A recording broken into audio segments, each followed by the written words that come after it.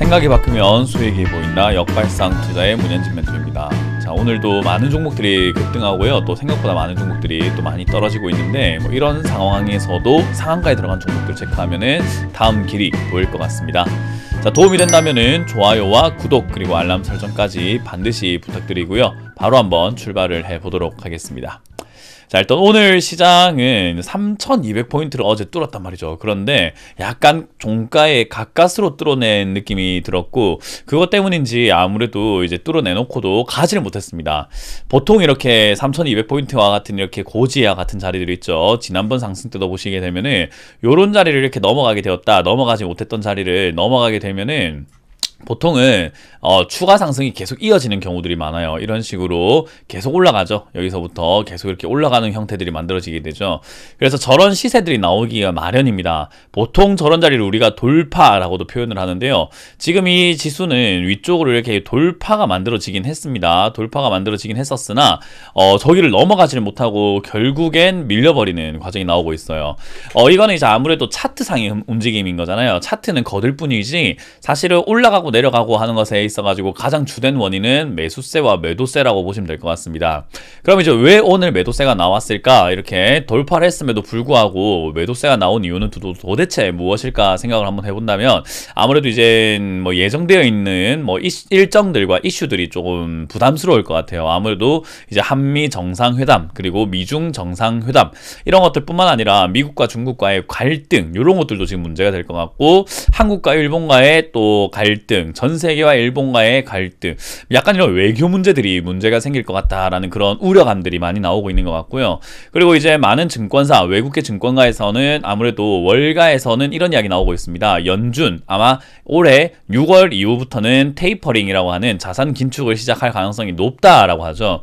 자, 이제 그런 것들이 우려감들이 섞여 있다 보니까 아무래도 해외 투자자들이 한국에 투자한 돈을 좀 빼야 되지 않을까라고 이렇게 고민을 하는 것 같아요. 그래서 오늘도 외국인들의 수급이 이렇게 조금씩 나가는 모습들이 계속 나오고 있지 않나 생각이 들죠. 외국인들 1조나 팔고 있잖아요. 그리고 아무래도 기관들도 이런 부담이 되고 있는 상황에서 역시나 매도 물량들 점점 키워가면서 차익 실현이라고 하죠. 수익 나오고 있는 돈들을 조금 빼버리게 되는 약간 현금화라고 하는 그런 과정들을 해 나가는 것 같습니다.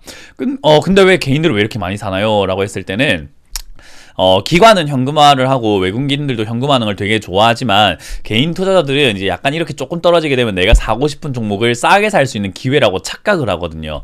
뭐 오늘 제가 방송에서도 말씀드렸지만 이제 카카오와 같은 이런 기업들, 야 이것 지금 좀 떨어졌으니까 사도 되지 않을까라고 하는 그런 착각을 하게 되고, SK하이닉스, 야 이거 한번 사보고 싶었는데 지난 14만원짜리는 부담스러웠는데 이 정도 떨어졌으면 다시 가지 않을까? 라고 하는 착각을 하는 경우가 많아요. 그래서 결국은 내가 샀던 사람들, 이런 많이 이렇게 욕심을 부렸던 사람들은 더 결국 추가 매수를 많이 하는 장세가 되지 않나라고 보면 됩니다. 그래서 이제 개인들의 매수세가 좀 강하다라고 생각이 들고, 아무래도 또 언론에서 3200포인트를 넘어갔다고 대서특필을 해놨잖아요. 그런 분위기가 있기 때문에 야 축제다라고 해가지고 사람들이 몰려와서 매수를 하고 있는데, 정작 축제를 즐겨야 되는데 외국인과 기관은 떠나는 꼴이 돼버렸습니다. 그래서 축제다라고 해서 몰려온 개미들이 지금 외국인과 기관들의 물량을 가장 고점에서 떠안는 꼴이 돼버린 거죠. 그래서 이렇게 3200포인트와 같은 이런 자리들을 넘어갔는데 못 가게 되면은 별로 좋은 일이 생기지는 않습니다. 우리 해봐 먹을 거 줄게 하고 딱 이렇게 주려다가 안 줄 거지롱 하면 사람 기분 나쁘거든요. 딱 그런 느낌이라고 보시면 됩니다. 그래서 올라가는 듯 하다가 못 가게 된 케이스이기 때문에 지금 시장 굉장히 안 좋습니다. 그래서 지금과 같은 이런 시장에서는요, 여러분들이 종목에 현혹되시면 안 되고, 지금은 여러분들이 할 수 있는 최선의 방책은 무엇인가 라고 한다면, 현금화할 수 있는 부분들, 뭐 수익이 나고 있거나 또는 본전 부근에 있거나 지금 조금 매도하셔도 저는 괜찮다고 봅니다. 많은 분들이 그래요. 아니 내가 팔았는데 올라가면 어떡해요? 다시 사면 되거든요. 그러니까 결국 한 발 정도 빼놓고 어떻게 되는지 보고 사자라는 거죠. 그래서 한 발 정도 빼놓는 게 어떨까라는 생각이 드는데, 한 발 빼기가 어려우신 분들이 종목에 사랑에 빠지신 분들이에요. 그런 분들은 주가가 조금 내려왔을 때 이거 어떻게 해야 됩니까? 이거 들고 와야 되는 거 아닌가요? 뭐 이런 이야기들을 되게 많이 하시게 되거든요. 좀 더 살까요? 하는 이야기까지 하시게 된다는 거죠.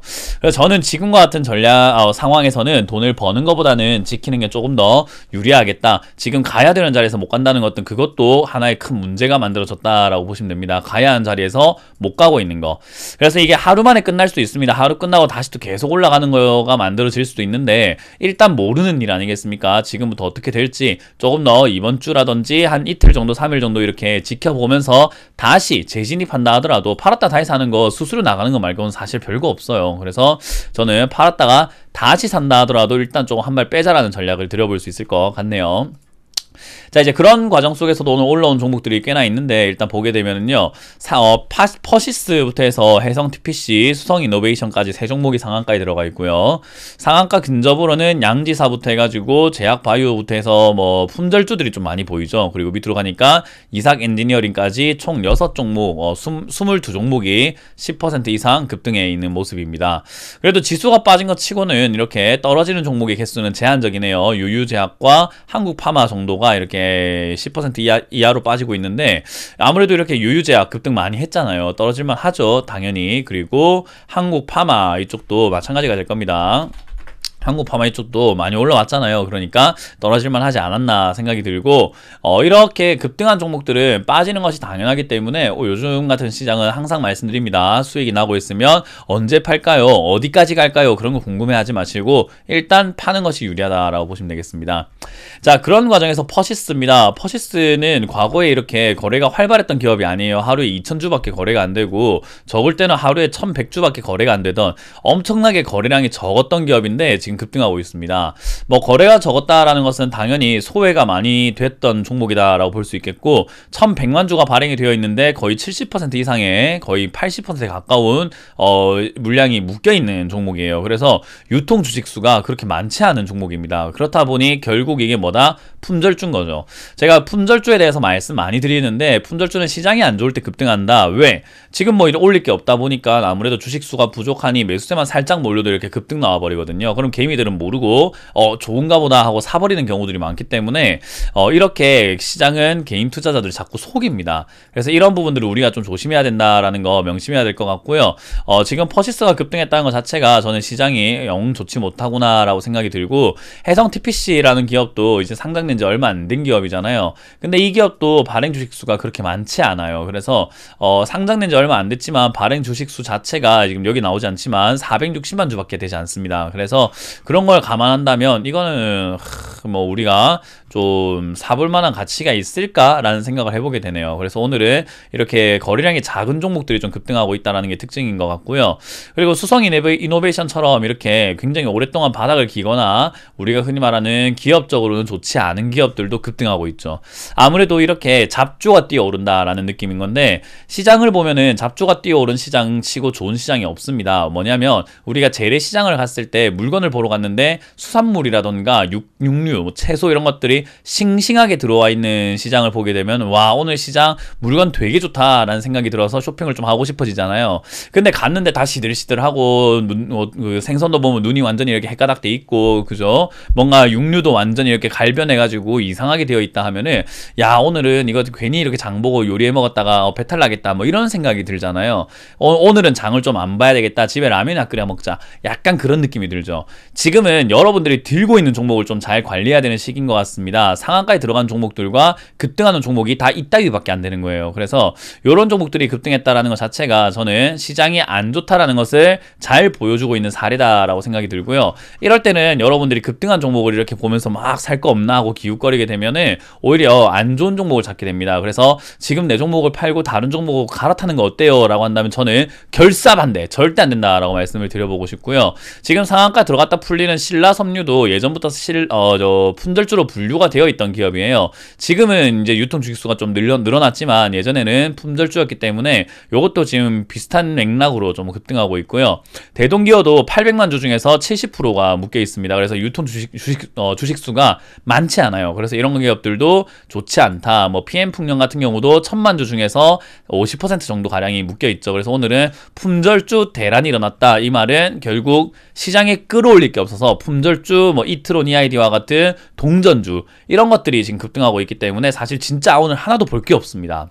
그래서 혹여나 여러분들께서 지금 주식 이렇게 보면서 내가 종목 교체를 생각하고 계시거나 그래도 뭔가 살 게 없나 라고 이렇게 생각하고 계시는 분들은요, 아유 멈추세요. 그냥 오늘은 안 보는 게 낫고요. 당분간은 시장 방향이 지금 가르다 못 갔기 때문에 이거 잘못하면은 만약에 여기서 하락세가 계속 진행이 돼버리면은 제가 보기엔 신용 반대 매매가 이제 하락을 가속시킬 것 같다 생각이 들거든요. 그래서 리스크가 굉장히 큰 자리니까요. 여기서 이 관문을 어떻게 헤쳐나가는가 보자고요. 제가 어제도 말씀드렸는데 죽느냐 사느냐 그것이 문제로다 라고 말씀을 드렸죠. 여기를 제대로 넘어가는 흐름과 시세를 내준다면은 사는 것이고, 그게 아니면 지수는 지금 죽을 것 같습니다. 그렇게 되면은 여러분들이 한 번도 안 겪어보신 분도 있을 거고 겪어보신 분도 있겠지만 지수 빠질 때 장사가 없습니다. 종목들 싸그리 다 빠집니다. 그래서 겪어보신 분들은 이제 추가 매수 대응을 해서 또 지수 대응을 한번 해야 될 것 같고요. 지수 대응 이런 거 한 번도 안 해보신 분들은요, 이번에 푹 빠질 수 있기 때문에 놀랄 수 있거든요. 그래서 비중을 줄여야지 그 놀란 마음을 조금이나마 덜 놀랄 수 있다라는 거 기억하시면 되겠습니다. 자, 일단 지수가 여기서 빠져내려갈지 안 빠져내려갈지는 지금 정확하게 뭔가 판단할 수는 없을 것 같습니다만은 징조가 좋지 않다라는 정도로 여러분들 보시면 좋겠고, 내일과 모레 시장, 그러니까 목요일과 금요일이 어떻게 움직일 것인가, 다시 위쪽으로 방향을 돌릴 것인가, 아래쪽으로 여기서부터는 이어져 나갈 것인가 한번 잘 지켜보자고요.